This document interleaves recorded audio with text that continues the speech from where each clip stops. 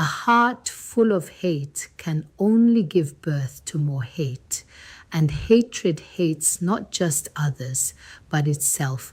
Therefore, the xenophobic violence some South Africans are sowing today against fellow Black Africans will one day bear bitter fruit that they themselves will have to consume. Because hatred ultimately feeds on hatred, when the so-called outside enemy is vanquished, it will seek more enemies to latch on. Most often, his search will look no further than the walls of his own home. Fact is, those who hurt others eventually turn around to hurt their own. Today, some Black South Africans against other Black Africans.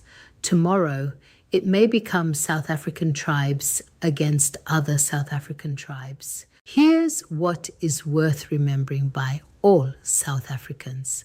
The law of harvest says that in life, what you sow is exactly what you will ultimately reap. Besides, every harvest invariably remembers the seed that was sown and produces fruit according to that seed. Something else worth remembering, the harvest is always consumed by all, including those who were not part of the sowing. Finally, an angry heart will eventually always burn down its own hut, as my grandmother used to say. And so to the good South Africans who see this evil but choose to remain silent, here's what my grandma would say to that one. Silence does not wash evil away. It waters it.